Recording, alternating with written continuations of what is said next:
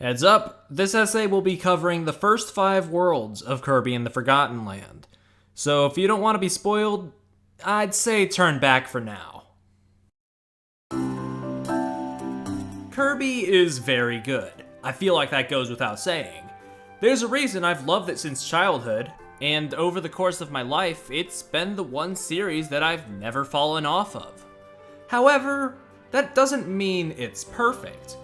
For a while now, Kirby has been strictly in 2D, in the realm of side-scrolling platformers particularly. And while they're all solid games, I feel like restricting the series to 2D for so long has left the series feeling limited in its scope. The tales HAL Labs wants to tell, the worlds they want to showcase, well, 2D just doesn't do them entirely justice. There are moments and exceptions, of course. Robobot and Kirby 64 use their dynamic cameras to help circumvent the problem. But still, I feel like for a while now, the scope has been held back. However, now we have Kirby and the Forgotten Land, a game that makes the jump to 3D, while simultaneously selling the scope that I feel the team has always wanted to pull off. In the size of its world, how it's shot, and even in telling a more emotional story, Kirby and the Forgotten Land delivers.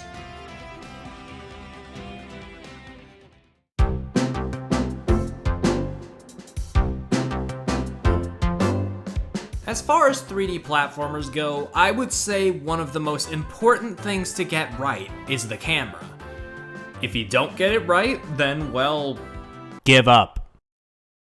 I mean, you're left with either a static game or just an overly clunky game. But if you get it right, it can be this perfect lens into a beautiful world. And fortunately, Kirby and the Forgotten Land is the latter. I can't imagine the camera being implemented any other way than the way it is. Not just because finding Waddle Dees and challengers would be totally trivialized if you could fully control it, but this fixed camera that we have here, it adds to the setting and the art direction. I feel like the developers were very proud of their art team in this game, and it really shows. I mean, just look at the start of almost every level. They have these killer opening shots that just really sell the setting that you've landed into.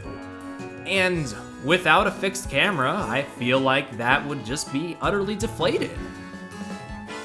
If the camera was just behind Kirby, a few inches back, like in most 3D platformers, the sense of scale and scope here wouldn't be anywhere near as striking.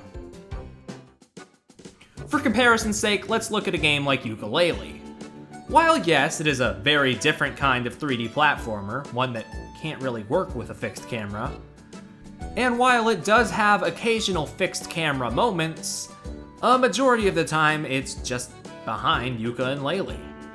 It makes the world feel largely static, and makes what few landmarks the game has not really stick out very much.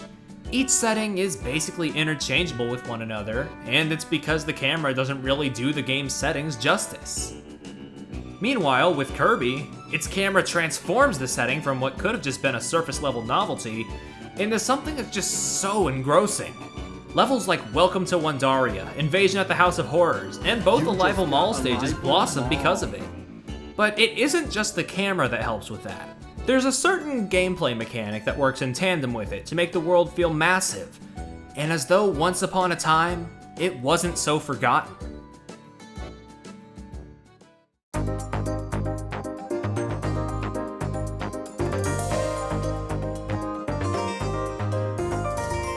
Every level has a set of missions, and these missions, combined with the aforementioned fixed camera, encourage exploration in these levels. Although you don't know the objectives on your first playthrough, that only encourages the typical player to venture all around the level while looking for nooks and crannies. There are waypoints and side alleys that keep you alert and open for secrets. For example, Welcome to Wandaria's opening missions involve you having to return ducks to their mother and standing atop a rocket statue. The ducks help you get acquainted with all the different side attractions in this opening area, such as the popcorn machine and that adorable little wish you were here sign. And the rocket statue just gives you this absolutely gorgeous view when you stand on top of it. Like, just soak all of that in. Jeez. And later on in Northeast Frost Street, you have to take down these animal snow statues. And at the end of the level, you find this clock tower that, yes, you can float over to. Waddle Dees aren't your only reward. More often than not, you're rewarded with this positively breathtaking view. Man, I wish this game had a photo mode. And paired with the missions, the game's gimmick helps show how wide and wild the game is. Mouthful mode. Well, most of the time. Not a big fan of storage mouth or water balloon mouth. But some forms of mouthful mode give really good methods of exploration, and in turn lend themselves to you seeing the world in so many different ways. There's a reason that the opening musical number is sung while Kirby takes in the scope of Arrival Point as a car. It not only lets you take everything in as you drive throughout the city, but it allows for a brand new perspective that complements this strange horizon. This truly is a new world, not just in the sense of the story and setting, but also in gameplay. The coaster in Welcome to Wondaria serves a similar purpose, but to a lesser extent than its counterpart. Winding around the track, you get to see so much of the theme park while you ride. They capture the feeling of a real amusement park coaster really well. As you soar, you get to basically see every attraction Wondaria has to offer. And finally, there's Archmouth. Now, Arch has a decent section in World 2, Everbay Coast, but it doesn't really stand out to me when I think about the game. However, in World 5's Moonlight Canyon is where I believe this form truly shines. Throughout the entirety of World 5, Original Wasteland, you've been trotting through these bleak, barren deserts, with not as many set pieces as usual. However, once you hit Moonlight Canyon, everything starts clicking back into place. You start out at the bottom of a cliffside, which you have to scale. You go through this little dark cavern where you have to use Lightbulb Mouth to light the way through. But once you get through that, and you see the sky, and this tune kicks in,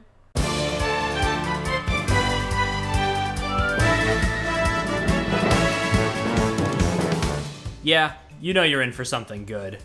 This new determined tone that the music takes as you scale the peaks, going past so many obstacles in so many different forms. It all just culminates here with the return of Arch 3 worlds later. Some may argue that it should have come back sooner, but I think its absence only accentuates this part better. You glide through this canyon with these big collapsing cliffs, the rushing winds demanding that you dodge in every which way. It seems daunting, it seems intimidating, but regardless, you keep pushing forward. Because no matter what gets in your way, you'll soar. And it's your determination that'll make sure that you save your friends.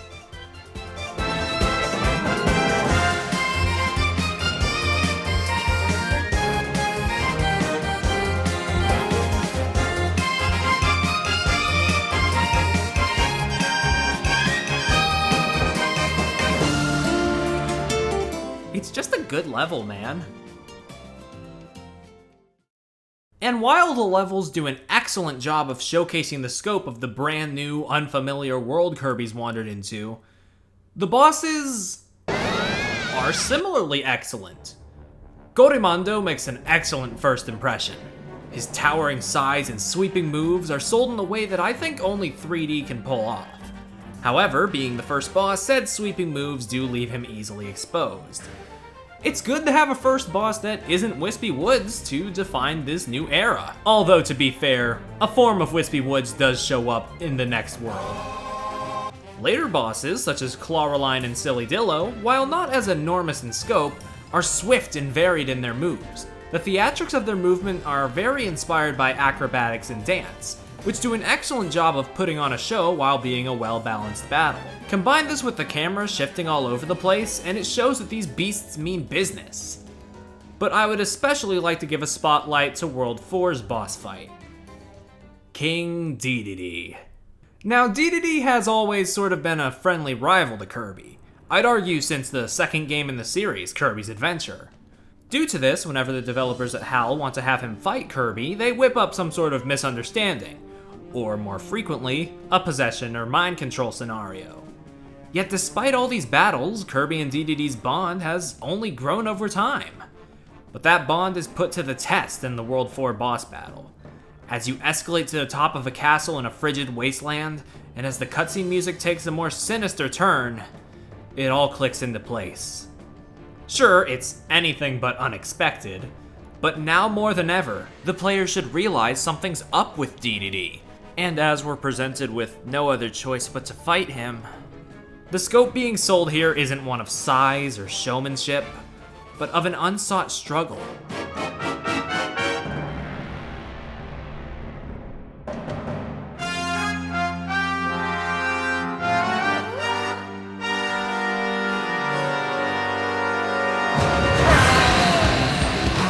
The erratic nature of his attacks combined with that fluffy, oh so adorable redesign, it's practically yelling this one point at you. That this is wrong. DDD shouldn't be a villain, and we don't want to fight. And yet, here we are. And the music complements that so well. It perfectly encapsulates the struggle. Parts of it sound as if Kirby's trying to reach out to DDD, desperately wanting to snap him out of his trance. And yet he's overpowered by this rendition of DDD's theme, this heavy metal war anthem pulsing through his brain. The king has fallen, and against his will, it looks like he has usurped the throne of another kingdom. Can we bring him back to his senses? Who's to say?